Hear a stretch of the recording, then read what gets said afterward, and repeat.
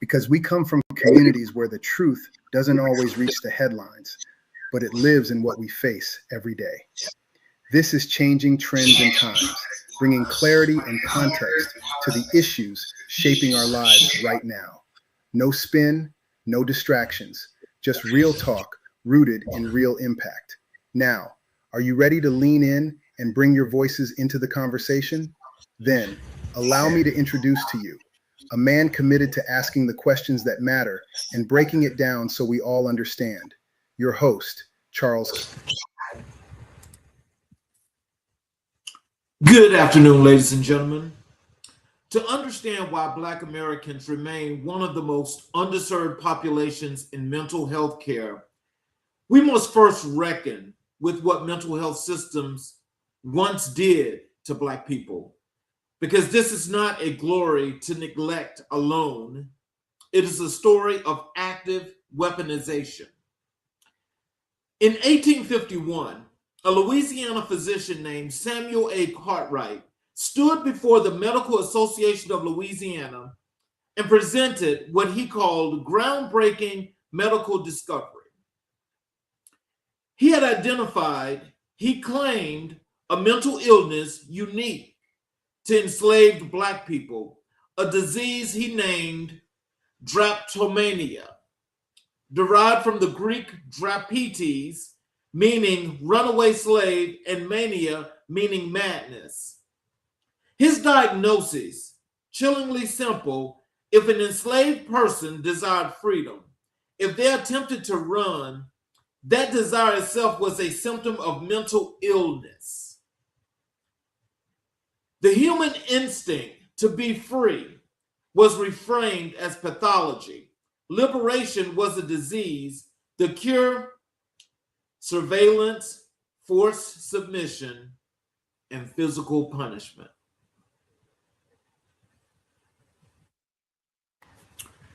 Let that land for a moment. A man looked at another human being's desperate hunger for freedom and wrote it into a medical journal as a disorder. That was not fringe thinking. It was published. It was reprinted across the South. It was used to justify the recapture of enslaved people as a matter of public health. Medicine became a weapon of the plantation. This tradition did not die with slavery. More than a century later, in the 1960s and 70s, as Black men marched in the streets demanding civil rights, psychiatry once again turned its intrudements against Black bodies. Schizophrenia diagnosis among Black men skyrocketed during this era, disproportionately applied to those involved in civil rights activism.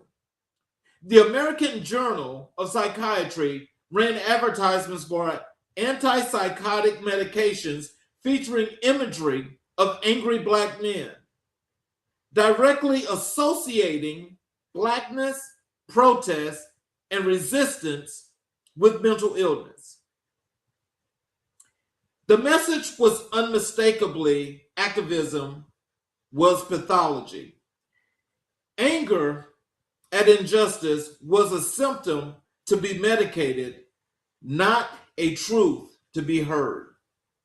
This phenomenon, now known as protest psychosis, documented how the very language of psychiatry was recruited to silence a freedom movement. These are not distant footnotes. They are the foundation of a distrust that persists today.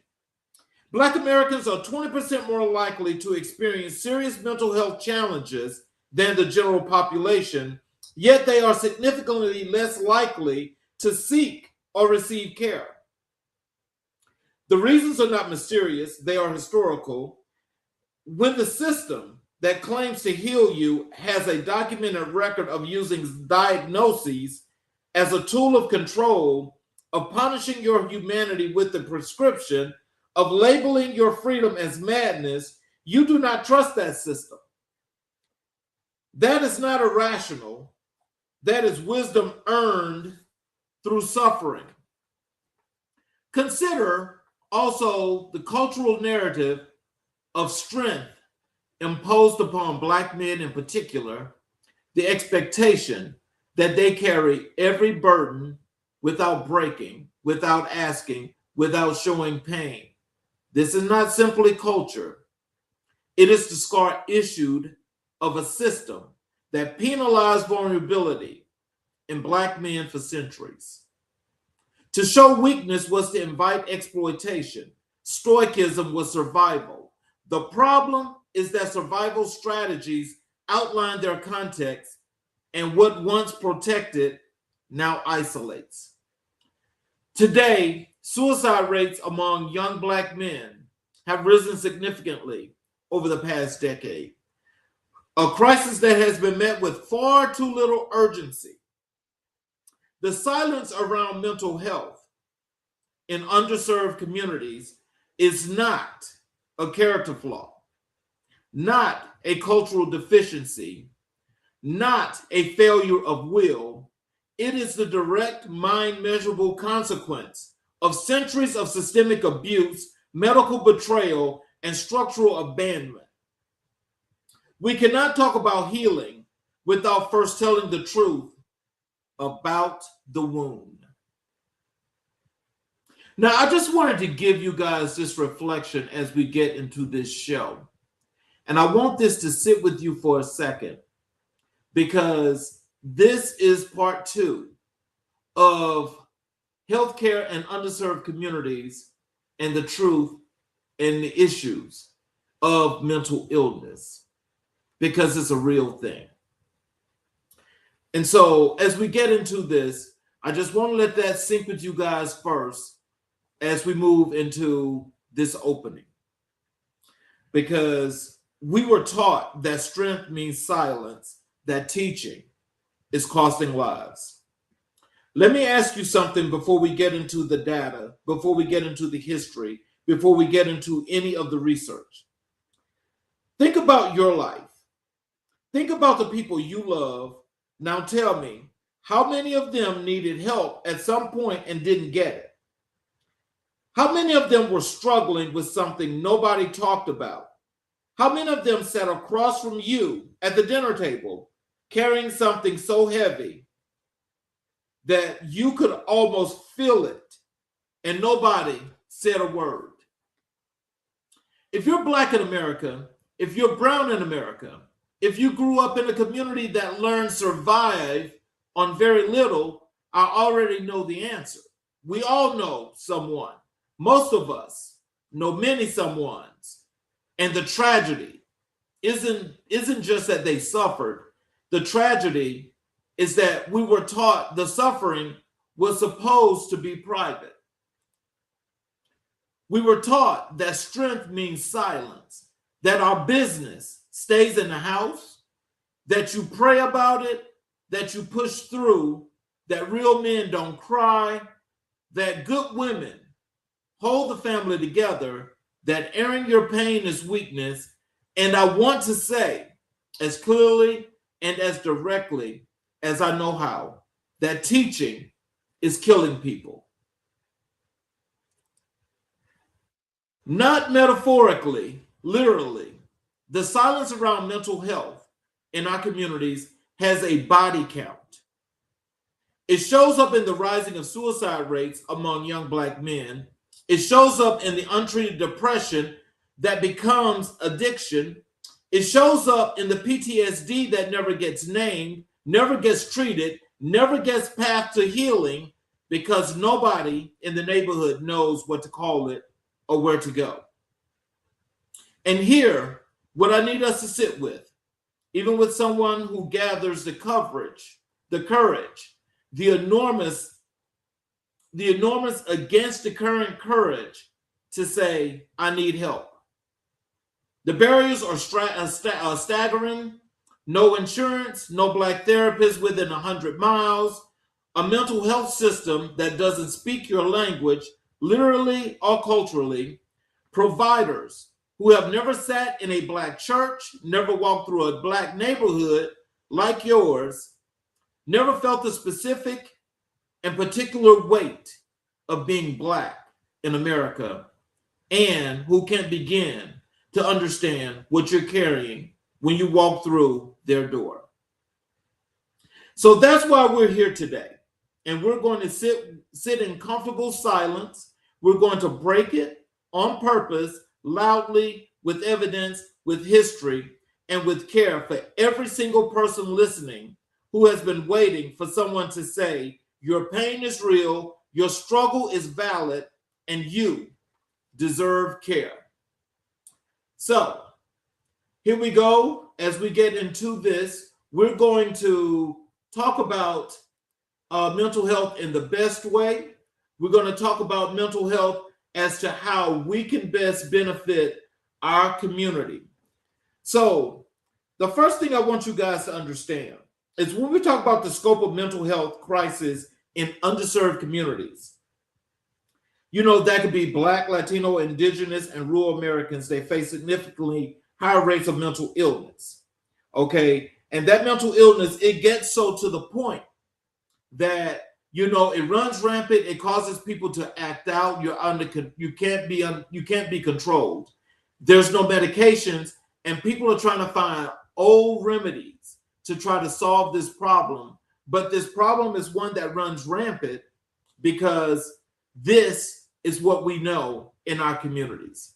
This is what people know in our communities, because going to see a therapist that does not look like you, or going to see or to seek mental health counseling in general, is one that's frowned upon, but also done with pause. And it's done with pauses because, you know, when you think about what I started out in the beginning about the historical context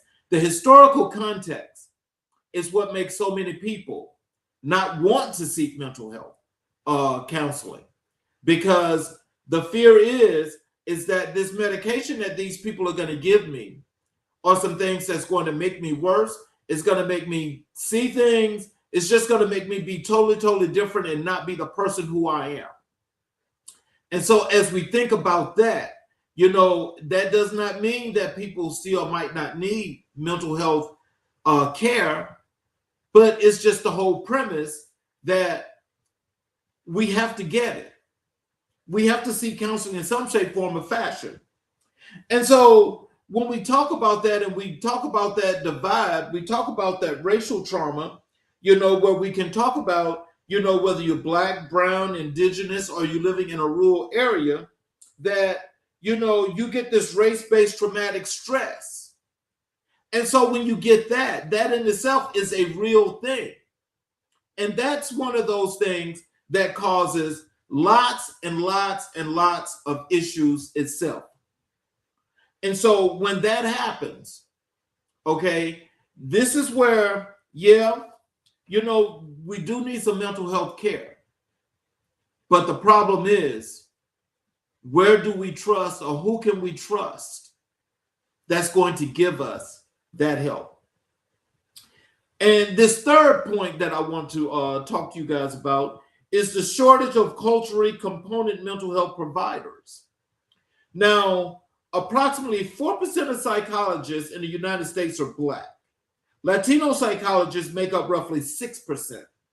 Indigenous mental health providers are pretty much non-existent. So when we talk about Black, brown, and Indigenous people, again, if the numbers are that small, how do we find providers that we feel like we can trust in order to get that help? Now, to help us with this, we have a guest that's going to give us his analysis, you know, and his take on psychology, mental health therapy, and how this actually works here in our communities. We're going to introduce to the stage Dr. Leon Malsby, that's going to give us his thoughts on this. Hello, Dr. Malsby. Good afternoon. How are you doing today? I am doing just excellent, and I want to thank you for being here to help us get through this. And as we get through this, I want to ask you, before we get into, your diagnoses and the things that you can provide for us, is there anything that I missed, in that opening to introduce what we're going to be talking about? Yeah, I mean, I think one thing as you're speaking about getting therapy in some sense, obviously we know the Black and Brown communities are typically heavily rooted in some type of like faith-based community, but often realizing that sometimes our pastors like that, they're not, you really want to make sure that whoever you're seeking support from, because trauma is so generational, has gone through decades, you want to make sure the person you're confiding in really has a skill set to address everything. So Mhm. I think that's one thing I make sure is like, while a pastor is very useful, there are often times where there are some discrepancies of what their advice and, the modalities that they're coming from one lens, but with therapy, it has multiple, if you're seeing a psychoanalyst or a therapist, they can provide a global perspective. So I think just being very intentional about who it is we're seeing to make sure we're trusting someone with our mind, the same way we're very sensitive about who we trust with our money with a bank, we want to make sure the same thing is with our mind and our body. So I wanted to add that piece to it as well before we get started. So, which of these three areas should we start first with? The scope, racial trauma, or provider shortage? Do you feel is the most urgent to address first? I would say probably I would say the scope really of mental health. I think that's a major thing. And I think they're all obviously very interconnected. But I think in terms of within our underserved communities, it's not that mental health is not present in the Black and Brown communities. It's just that when we do see some of these symptoms and behaviors, we're quick to dismiss it, or we're also fearful to kind of speak on it because we feel like, oh, we're going to be labeled crazy, as opposed to going through something that are just chemical imbalances. And so there's a lot of people in our community that are not trained or taught to like see certain things. And how do I provide like more of a listening ear to see what's going on with this person? Especially we know like we're talking about mental health, but also we know like mental health diagnoses is so and PTSD is so rooted in the Black and Brown experience. We have higher morbidities with certain conditions like HIV. We have higher incarceration rates. With that alone, comes with some things. Obviously, like a lot of PTSD comes with incarceration, pre and post and during. And so I think even like some of like the living circumstances of individuals, like that is traumatic. We see a lot of people who end up getting in children's services and having the children take away, like a lot of those are Black and Brown communities. And oftentimes the services are supporting us to how do we care for our family and loved ones in a way that's equitable. So we find that we're more interactive with these systems, which also adds more trauma and obviously creates a mistrust that becomes generational as well. So, as we dig deeper into the scope, when we talk about a mental health crisis, what does that actually look like on the ground in underserved communities? It looks like individuals who are severely depressed, who are not on medication and not being diagnosed and fearful going to their to any doctor really. It could be individuals who are presenting in the emergency room or urgent cares with blatant mental health conditions, but being misdiagnosed. It could be people who are struggling with anxiety or aggression and not sure what the root of that aggression is for them. It's often like we see these people like who are walking around with like blatant mental conditions, but just not being treated for it, and we see how that spirals. And we wonder, see Black women, walking around with postpartum depression and not being treated, and then we see obviously the unfortunate part to where sometimes if they take their own life, suicide rates are really really high in the Black community, and so and the first thing people say is, "Oh, I didn't know this person would be capable of this," but we also were blind to these um, very blatant symptoms. And like the most extreme, we'll see some people. Obviously, we see people who are unhoused who may be experiencing clear symptoms of like schizophrenia and things like that. And we don't really chalk up to how we can support this person or what's really the root cause of it. We just think, oh, because they're unhoused, it's a natural part of it. But that's a mental health crisis. And again, being unhoused is a cycle of that just permeates with mental health because to constantly be in survival mode when you're unhoused and not feeling safe, it just continues to exacerbate the mental condition as well. So, for those of you that are just joining, we're doing part two of our series of healthcare and underserved communities, and we're talking about mental health today. And we have Dr. Leon Malsby with us, who is a licensed therapist that's going to help us as we go through these issues today. So, Dr. Mosby, what indicators or patterns do you see most often that tell you a community is in mental health distress? Um, One, when we see like obviously with the affordability is very high, we see that's obviously a huge thing. How people live, the social we call it like the social determinants of health, right? How people access mental health, how people have appropriate food. Like if you're in a food desert, that's a symptom of a mental health crisis. Obviously, the kind of schools people are attending for their children, jobs, right? If there's no reasonable jobs in the area and they're having to commute, but it's a further commute, and obviously the social economic status is low as well, it becomes a issue as well. So these things we know tie into our mental health. It's not just um, one thing, but it's a compounding issues that end up becoming a barrier for people to access their mental health. And so also even having like equitable and an appropriate representation in the mental spaces. So if you are going to an urgent care or hospital or mental health hospital, do those doctors or those psychiatrists or those therapists look like you? If not, do they may not know your lived experiences, so it makes it harder to really um, um, feel comfortable to unload some of those things to that person. So it's a So, layered approach. It's layered. Dr. Mosby, as we started out, I had to give the historical text, and I did a reflection from the historical text about Black and Brown and Indigenous communities and mental health. Can you tell us what is the importance of actually seeing and seeking therapists that look so much like you when getting that help? What is the real reason that we have this issue that we have? I think the real reason is, if you see a therapist that looks like you, a black or brown person, it automatically calms your nervous system a little bit. For most communities, there is a caveat with that a little bit, but for most communities, they feel comfort in knowing this person understands my lived experiences, so I don't have to over explain my circumstances. If I start making certain references to, let's say, for instance, so, growing up, we were eating bologna sandwiches, you're not confused by that, or explaining some of the cultural things that we know to be true. It's a comfort there. It's a language that's automatically there, and we build trust with it. So I think that's the biggest thing is less explaining, especially when you're talking about. Because one question I love to ask individuals, especially when I'm doing like my groups with the patients, is like, what was your understanding of mental health growing up? What did your parents, what did your loved ones say to, what did you know about mental health and substance use growing up? And from that, I then asked, well, how does that impact your understanding of your own mental health condition that you're currently dealing with?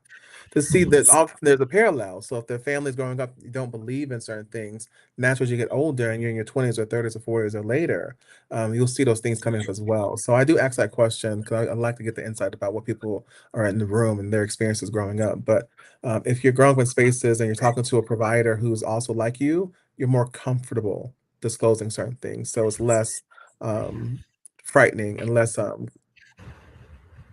ambiguous about if they're understanding your lived experiences. Because that's what we're asking patients in therapy. You're asking their lived experiences.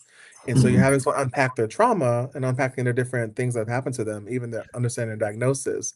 You want that you want that patient to understand like the therapist is on the same page.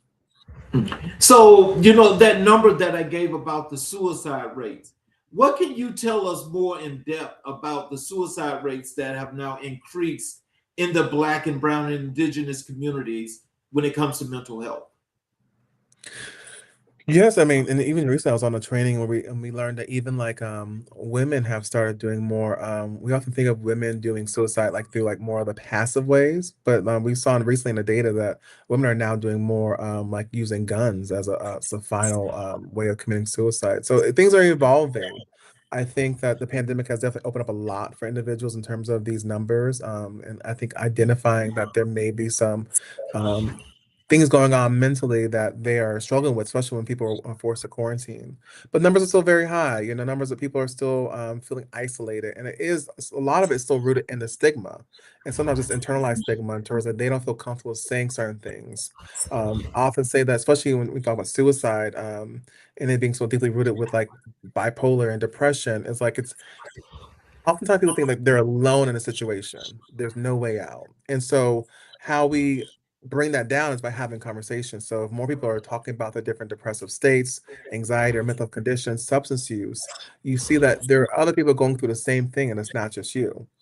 You may be the only one in your social circle, your family circle, but there are people who are struggling with the same type of ailments that everyone's going through it. So there's more community than there's not.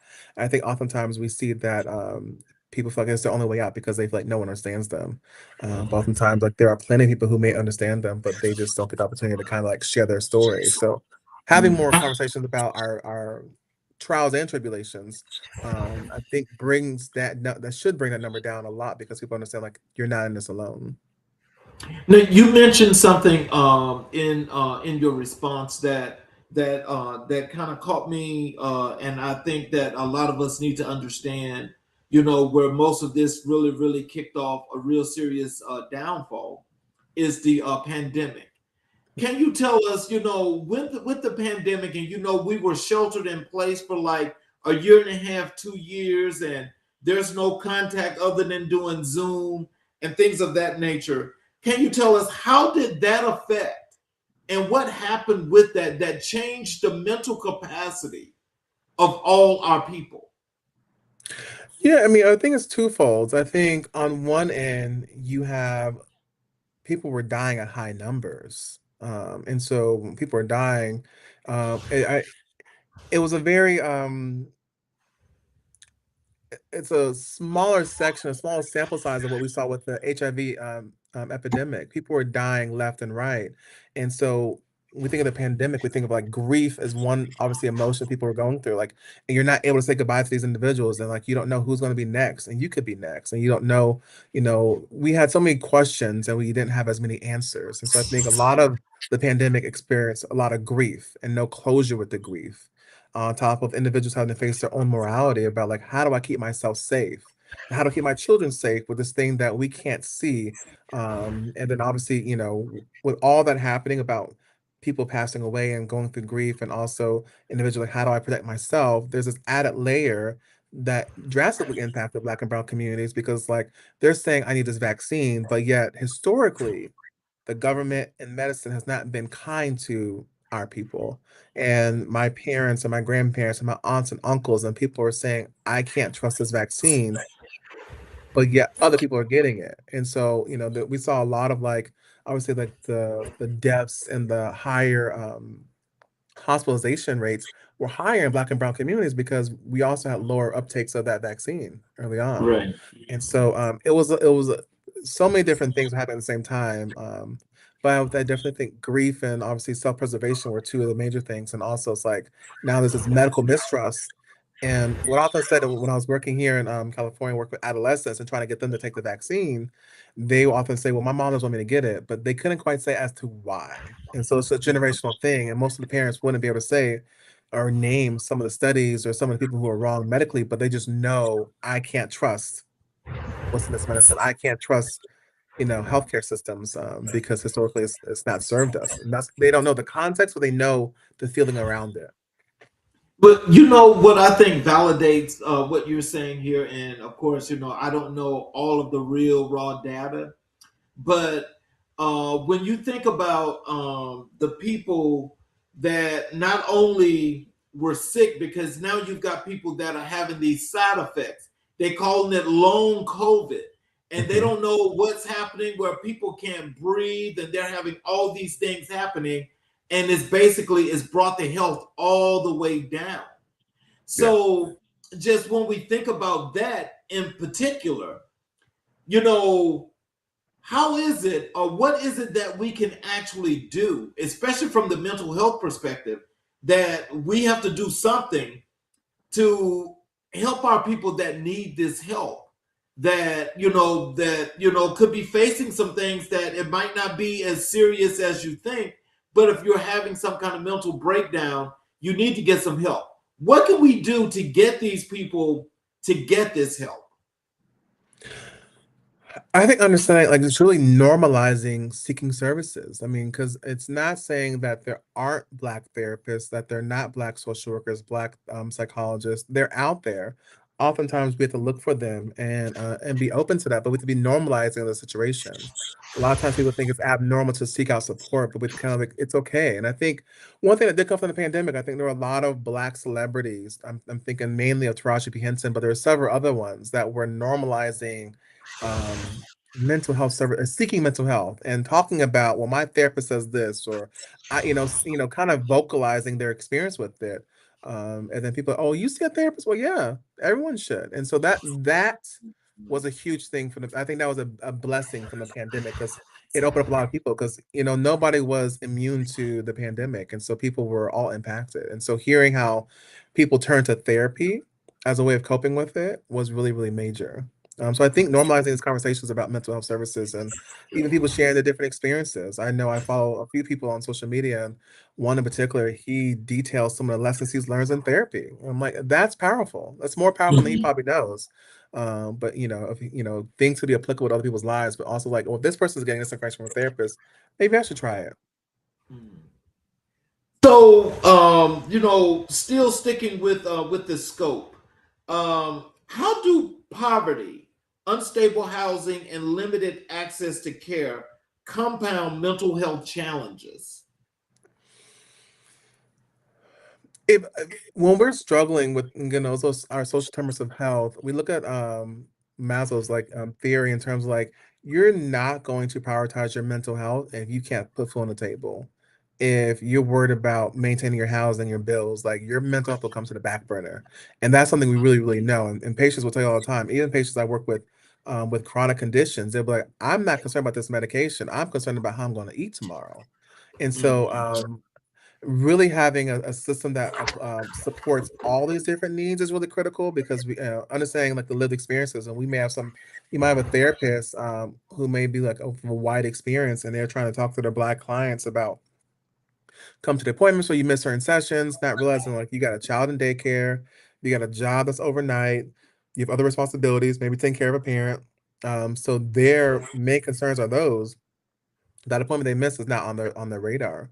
And so unless you're going to provide support for these other issues or other areas in their life that they need support in, they're not going to prioritize their mental health. And we've seen that historically for decades within the Black community, especially Black and Brown community. They're more focused on how I take care of my loved ones as opposed to myself. Mhm. And then we think of generationally, then you see like your children are seeing how you are working two jobs and doing X, Y, and Z, but it's also burning you out. And so they start to adopt those same habits. So it becomes a generational pattern often until someone breaks it. So, how would you describe the scale and urgency of the mental health crisis in underserved communities? And why do you think it has taken this long to get this level of public attention? I think it's a major, still a crisis in the Black community and the underserved communities. It still needs to be addressed. And we think about the trauma that's being impacted by individuals of Hispanic culture who are now being, rated by ICE and concerned about their loved ones. Like that causes a long-term trauma. And so I think that why it has not been on the forefront for people's minds is because you have to also think about it's not just mental health services because that has always been available. It's how the healthcare system is, how the housing system is, how, financial stability is, all these different things play a role in it, and that's all typically governed by government, and so we always can't change where we live, and we can't always make more money. So the cards are always stacked against us, and Mhm. the dealer of those cards is the government and these systems. They're not Mhm. going to address the mental health crisis because their output is impacting the input of the mental health. So I think for so many people, like if you don't have people in power, which was really critical to understand who you're voting for, if you have people in power who are having your whole person Right. in mind when talking about Yeah. making policies and changing laws, then you'll always be at a disservice. So I think our mental health has always been at an issue, but it's often because we're dealing with these other things that we get no support from. Mhm. So, So I want to actually move over to another part of what we're going to be discussing. But before we move over, is there anything that you like for the audience to get in a summation as to when we talk about the scope of mental health, something that they should be thinking about and focusing on? Yeah, I think one thing is like, how do I know if I need to see a therapist? I think anyone should be seeing a therapist. There's life experiences, adjustment to certain things as we're evolving that we should be mindful of. And it's always healthy to have an unbiased person to talk to. I often say when you're looking for a therapist, it's almost like you're dating. So you want to make sure that you have the right therapist that fits you. And so there's often like questions you want to ask in terms of like their style, kind of obviously identify certain things you want to work on and see if they can work with some of those things. If they've historically had patients with some of those similar concerns or life circumstances. But Mhm. all this normalizing the experience of seeing a therapist is not what it was before. Like there's nothing wrong with you to want to see a therapist. If anything, it makes us more stronger and resilient. So let's move over and let's talk a little bit about the racial trauma as a public health crisis. If you don't mind, first, if you could walk us through the concept of racial trauma, what it is, what it looks like, and why it matters that we recognize it as a distinct public health crisis. Yeah, so when we think of public health, we think of like the whole person. So, I'm thinking of like mental health and our physical health, right? Right. Racial trauma, historically, we know about slavery and what that impact has had. But I think even now with these systems that are rooted in racism, Mhm. we often get the short end of the stick in most of these situations and healthcare systems.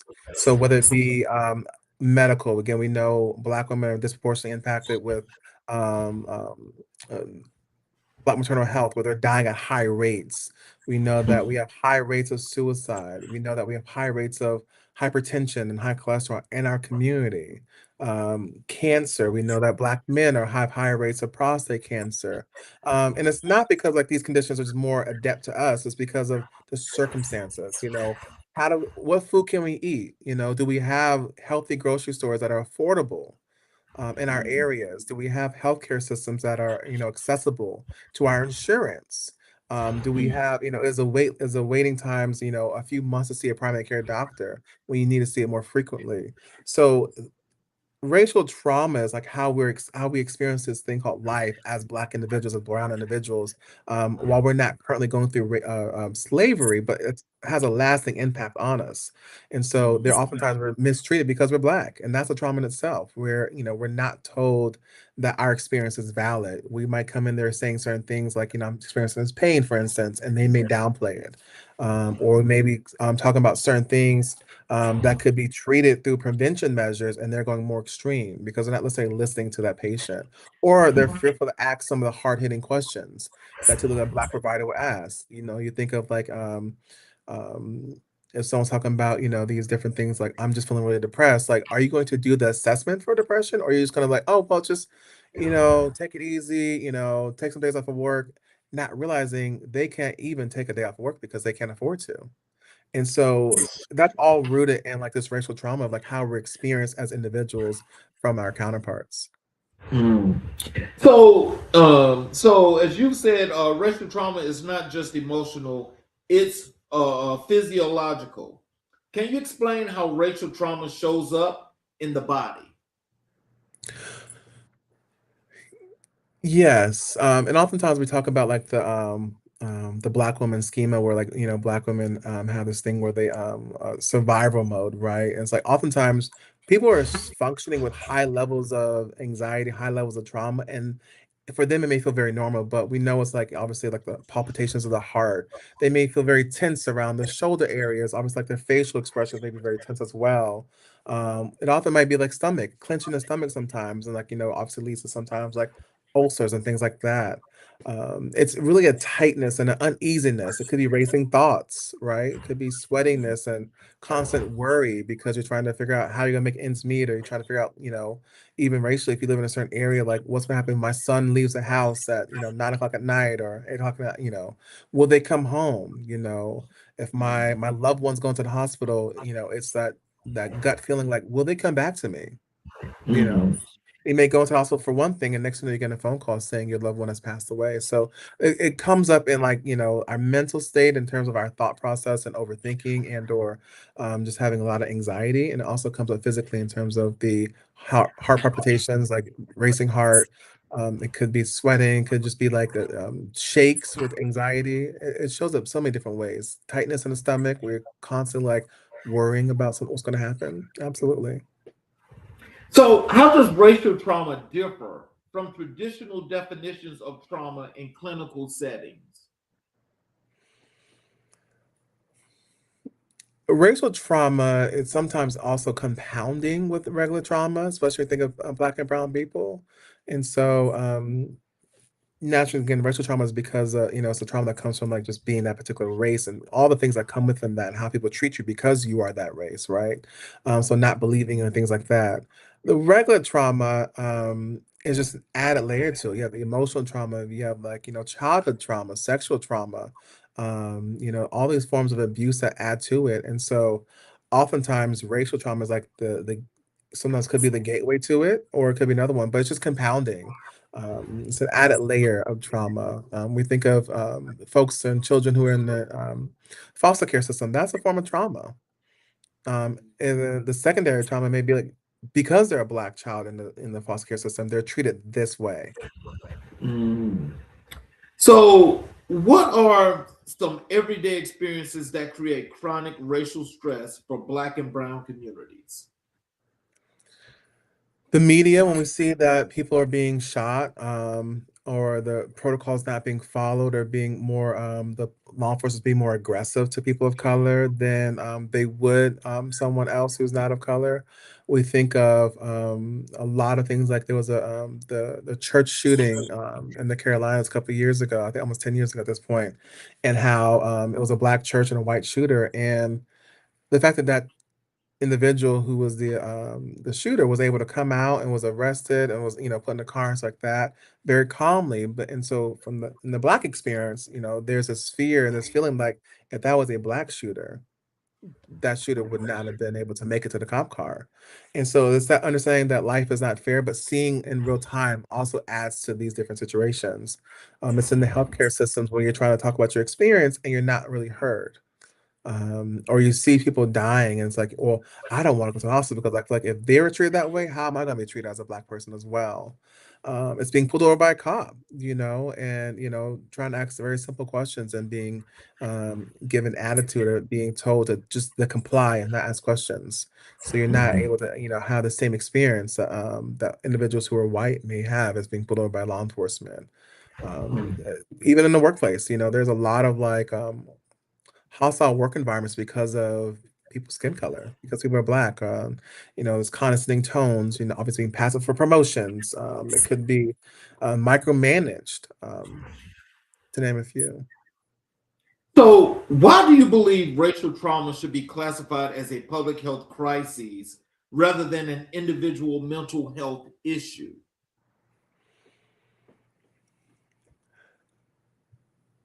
Because I think of how deeply rooted racial trauma is. I don't think, some things can be combined, but I think that's a special thing that will take more than just a mental health therapist to unpack. It really requires like how do we change as a society to address racial trauma? It's not just, oh, let me see a therapist, get some medication, and that's going to be it.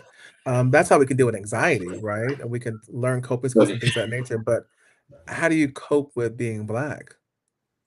Ooh, You don't just, like, cope with it. I mean, a lot of people are yeah. resilient and they deal with it, but, it's a different thing. Like, you need to change the entire system around this lived experience, which it also takes the allies to the Black and Brown communities to also change some of these policies and support the policy changes. So that's really where it takes, as a global issue and not just like a mental health component. So, can you give us a summation, of racial trauma as a public health crisis before we move to our final part, of what we're going to be discussing today? Yes, I mean, racial trauma again impacts us from as a whole person because of our lived experiences and those of our ancestors. And because it's been so deeply rooted in our community, it takes more than just a therapist or a psychiatrist to fix these things. It really takes us to be one, combined as a unit, connect as a unit to see what's really needed for our local areas, but also nationwide, and really employing those with lived experience to identify like, what are some policy changes we need to make a lasting change for races to be more equitable. And we know through some of the equity work we can find, the social justice equity work, we can find some sense of peace with racial trauma, but also requires individuals to own up to what role they have played to continue these systemic issues and systemic racist operations for people of color and people of marginalized communities, underserved communities. So, our third thing that we'd like to discuss here when it comes to mental health is the shortage of culturally competent mental health providers. We've looked at the history, drapetomania, protest psychosis, the weaponization of psychiatry. How does that history, live and in the present, how does generational distrust affect the way Black Americans engage with mental health care today? I think I mean, you mentioned culturally competent. I think also we really need culture responsive providers. Um, Mhm. being competent in my community means that you understand, like, textbook what's going on. Being responsive means your practices mirror and match me where I'm at in terms of my community. So I think of like psychiatry. We think so often like um, there are studies for these medications that they're giving out. So there have been clinical trials that have been done with medication. And oftentimes we see like, individuals given high doses of medication where they're not able to function.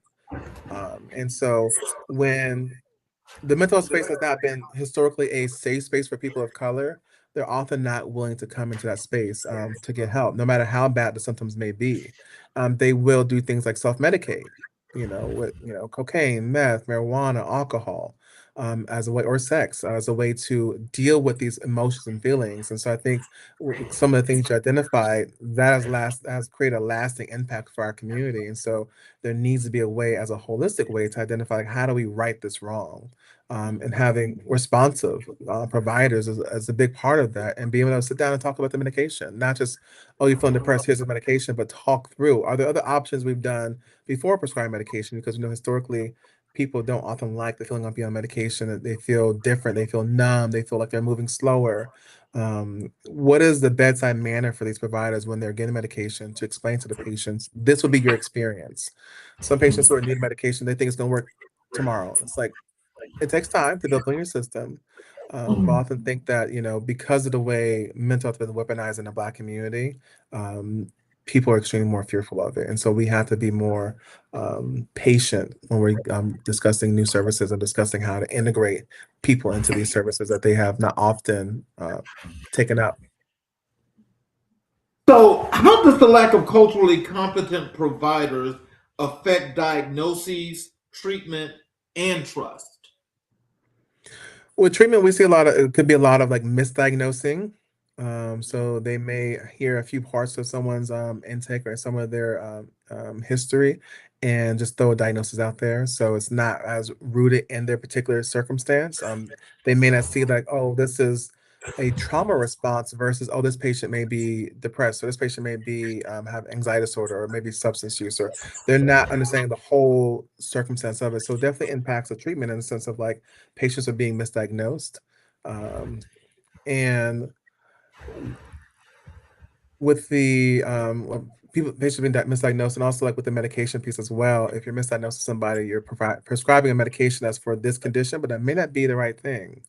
And oftentimes, if you're on the wrong medication, that could lead to other long-term effects. And then also, if it's not working and it's not addressing the symptoms, then those patients may think the medication is not going to work, so they'll stop taking it and go back to self-medicating. But I think we see a lot of misdiagnosing with the Black and Brown communities. So, with that, with those misdiagnoses, I mean, like, are there normally consequences for doing that, or does that just go as water under the bridge? To the provider, are the consequences Yes. that are, I mean, Yeah. oftentimes, there aren't like real consequences, right? Because typically, if the patient is not satisfied, they may just stop coming to that particular provider, and so that provider may not never know they're misdiagnosed. And it's not until, and I've seen several patients, even in this current position, where they'll come in like, "Well, this doctor told me this doctor told me this. I don't know what it is, but I feel this way." And it's like you really want a diagnosis, not to be something that's happening after like a 15-minute conversation or a 5-minute conversation, in person or over the iPad via telehealth. You really want to be a conversation where they're doing a differential diagnosis. They may be comparing two different things and trying to weed certain things out to identify your actual lived experience and giving you time to share what your story is. I think oftentimes the providers are very rushed. And so you really want that diagnosis to be something you're comfortable with, and that provider to explain, why are you diagnosing me with, depression, not anxiety? Or how do I have like PTSD, but not the, like, you really want the provider to be able to explain it to you the same way you would like a mechanic explaining to you what's wrong with your car and why it's like the spark plugs and not the radiator. You really want them to have that context to really give you the information because you deserve that. Mhm. And you are able to ask questions and kind of, if you need to challenge certain portions of that, you can do that if they're walking you through it. But oftentimes, patients are given a diagnosis, oftentimes with discharge. It's just on the paperwork, and they're just leaving to go, "Oh, I didn't know I had this." So you really want that to be a part of the conversation. Yeah, it's frightening. It's really frightening. Depends on some clinics. It could be really scary the way their practices So, can be. can you share some examples of how cultural misunderstanding leads to misdiagnoses or inadequate care? Cultural misunderstandings can lead to misdiagnosis or inadequate care. I mean, the first thing that comes to mind oftentimes as a black man, especially someone who's gone through like grief and like who may have some like unresolved traumas. Mhm. If you see these individuals coming into the hospitals like that, they may be shut down. They may be guarded. And because of that guardedness, they're not asking the questions about, have you experienced a loss recently? Have you experienced any of these symptoms that may be related to like a PTSD? And so they just may see, oh, this, even a taller statued person, oh, this person may be aggressive because like look how they're presenting. Look at, it may seem like, look how they're sitting there. They're not interacting with a nurse, or they're very short. And so they may not be willing to kind of like level the playing field with that person, like, what's going on? What brought you into the hospital really? Who are you living with? What's your support system look like? Asking some of these hard-hitting questions. I know I experienced that recently. I was talking to a patient, and historically, he has not disclosed his substance use. In previous intakes, it's just nope, no drugs. And I'm just like, well, are there any substances in your history, or have you tried anything? And through that conversation, and just really being warm and open to him, like, oh yeah, meth, marijuana, a little bit of cocaine. So when you create a safe space for people of color, like oftentimes they'll kind of confine you a little bit more. But it often that's a really critical time, especially when they're new into the hospital or into a clinical setting. But yeah, so I think just taking someone off of face value can lead you to not hear what they're saying. And they may be telling you a lot in very few words. It may not be as expressive, but just because someone's not crying doesn't mean they're not depressed. Just because someone's not jumping around doesn't mean they're not anxious. It could be some more cognitive things they're focused on in terms of like they're overthinking and they're hyper focused on certain situations they can't control sometimes. But oftentimes, if you see some of the patients and they're appearing guarding, that could lead them to be misdiagnosed and or treated differently, if they're not always so bubbly. So, why are so few black and brown clinicians entering the mental health field, and what barriers exist? One, I think mentorship. So I think when you see like psychiatrists, therapists, social workers, those who work in the mental health spaces, like you really want to also professionally see yourself as someone who's done the work. If you have experiences where you're getting guidance and leadership from people who are non-black, non-Hispanic, not a color, their guidance is shaped through their white lens. And so it's a conflict when you're like, well, I'm learning this and I know how this feels for me and my spirit. You're saying the opposite. That's uneasy. And oftentimes, if you have those individuals in leadership, they often dictate the systems and structures of how things are happening to where you have a lot of people who are going into spaces and leaving because, like, it's not healthy at this point for me as a provider. It's not healthy for me as a social worker to lead and be here as an employee when my leadership is so um, anti everything I stand for. So it becomes a barrier. And also, we have schools, and depends on the criteria for admission for some of the schools. Like, are we are we doing things in the best interest to get a well-rounded, diverse class population? Oftentimes we're not. Oftentimes it is just individuals who, you want, certain criteria that often don't meet some of our Black and Brown communities. So how are we meeting them where they're at? So I know there's a lot of schools that are intentional about making sure that they are doing the work and in an equitable lens, not equality, but equitable lens to make sure the incoming therapists, social workers, psychiatrists, doctors represent the communities they'll be serving in or learning in. Mm. So, that sounds like an ethics issue to me. Is Yeah. that where that falls under, or is there something else? I definitely think it's ethics in terms of like doing what is right. And oftentimes people get into some of these positions of power and everyone answers to somebody, and the people they're answering to may not hold that as a high value. But I definitely think ethically you want to do that because, like, to have a school, have a system in a Black and brown place, but the students at that institution don't represent the community that they again will be ideally working in is a disservice ethically as well. So that's because we know the need for representation within these medical spaces. And so, just if you could give us a summation here as to about the cultural competent mental health providers here for this section, I would definitely appreciate that as we get close to our time here. Yeah, so again, we need more representation of culturally competent and responsive providers in our communities. We know oftentimes that the the health and longevity of that community is dependent on it from a holistic standpoint, medically and mental health wise as well. And we know we need to be able to provide patients with things they need and people that can represent them and understand their lived experiences. And that comes with having culturally competent and responsive providers from an academic space as well as a healthcare space, making sure that schools in those areas are bringing on and have criteria for students that look like those that they serve in the community, but also the healthcare spaces to where they are hiring, and making sure they're outreaching to the schools and stuff like that who can provide a candidate for a role that will look like and mirror what they need for their patients, both credential wise as well as culturally. Well, so in closing here, Dr. Mosby, can you please, leave for our audience, especially those that are in your area out there in the California area, how can people connect with you and reach out to you if need to have not just assistance, but how to get some real serious mental health treatments? Yes, absolutely. I think the best way is I'm naturally on LinkedIn, Dr. Leon Maltzby on LinkedIn, as well as on Instagram, Dr. Maltzby on Instagram as well. Easy way to get to me. I also operate a Instagram page called Black Men's Guide to Mental Health. And so I can always provide that, and you can put it maybe in description somewhere. But where I have a lot of people who are doing the work within the community. So even in California as well as other states that are connected to mental spaces. So those are probably the best three mediums to connect with me. I look forward to any kind of further collaboration as well. Well, thank you so much for what you have just helped us with as we get through another part of healthcare in the underserved communities. So, what I like to do now is I want to thank each and every individual for being here. I appreciate your time, especially the people that are here with us each and every time we do a show.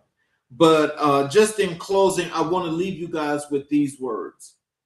If you stayed with us through this conversation, thank you. I mean that because this was not an easy episode. It was not designed to be.